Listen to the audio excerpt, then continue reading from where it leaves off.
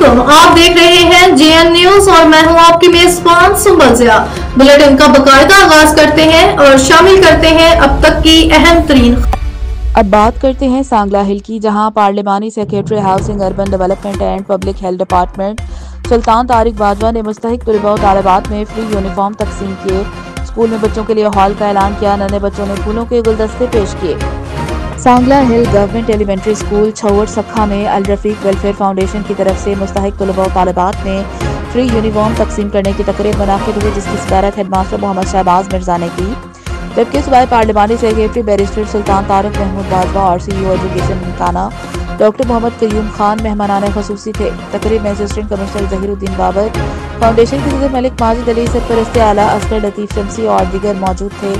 सूबाई पार्लिमानी secretary barrister Sultan Tariq Mahmood Bajwa ने खिताब में कहा कि तालीमी तरक्की के बगैर मुल्क की तरक्की नामुमकिन है। तालीम के शोबे पर खसूसी तवज्जो दे रहे हैं। उन्होंने स्कूल में बच्चों के लिए हॉल बनाने का ऐलान भी किया। स्कूल के नन्हे बच्चों ने फूलों के गुलदस्ते पेश किए। रिपोर्ट अरशद अली सुल्तानी, JN न्यूज, सांगला हिल।